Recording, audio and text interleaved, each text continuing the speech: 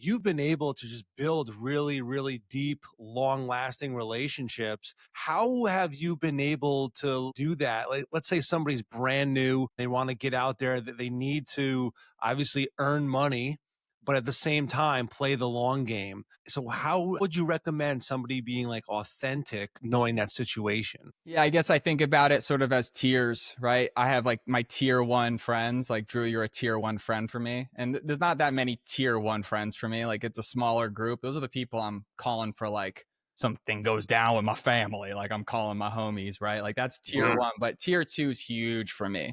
Tier two is people that I could call, they'd pick up. If they called me on something, I'd help them out. And we have like I'd invite them to my house for parties and gatherings. I'd love to get dinner with them. And then like tier three and beyond is something that you can keep going on Instagram and things of that nature.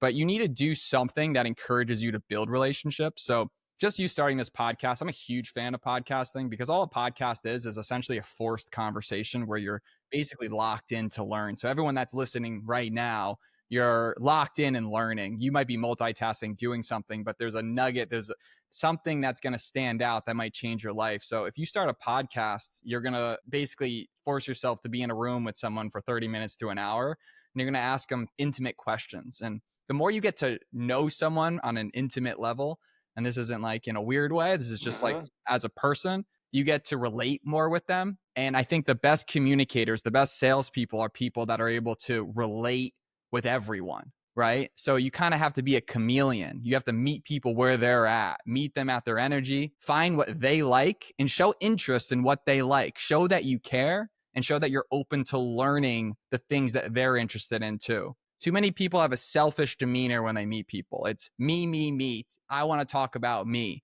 No one likes those people. It's like, brother, ugh. Like you want to be one of those people that's tell me about you. I want to learn about you. And that's the secret to making friends and building your network. Yeah. I remember when you were doing the network marketing, I used to see you up on stages. I think you even had, won a BMW at one point. And so again, you're really good at building those relationships, and it did turn into business both long term, but you also were able to do it pretty quickly as well. I think you were in college when you were, becoming very successful, starting to be successful. So how were you able to build that long-term relationship, but also benefit, yourself and also the person that you were doing business with? I just think it was being authentic and never changing who I was, right? So I always stayed in touch for the most part with the leaders in that company and that industry. And I always tried to have little touch points every now and then. And that came from just, again, asking about them and developing some sort of relationship beyond just like,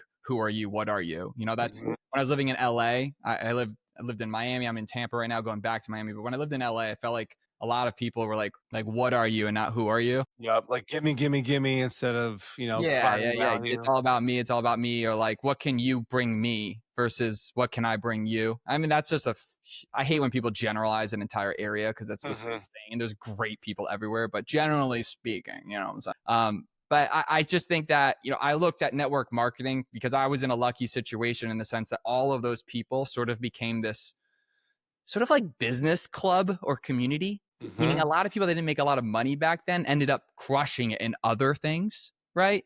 But there was this underlying group because for network marketing, I was in college and we were all selling energy drinks. And imagine this, everyone in your college gets pitched on an opportunity to sell energy drinks, right? Some people got pitched by someone better or for someone worse, but everyone got pitched. Only a certain percentage of those people are going to actually do it and be like, that's a good idea. So you put all those people in a room that thought it was a good idea, and you're going to get some mind melding of people that believe in at least the root of entrepreneurship, like, let's get it.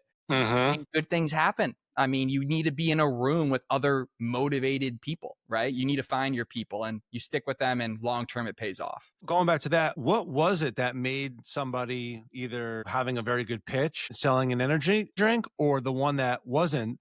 Did it have to do with, being motivated and wanting to be an entrepreneur, or was it more of certain like sales tactics that you noticed that made one person more successful than the other? I think it was a lot of learning. People want to feel like they're consuming and learning. So you can give value to someone beyond just giving them dollars. You can give value just by teaching and by being a positive light in someone's life, like that's a way you could be a value add. Because I think the bigger picture is value add. Like, how do you add value? And network marketing is different than entrepreneurship. It's very different than enterprise sales, right? Mhm. All of them have their pros and their cons. Like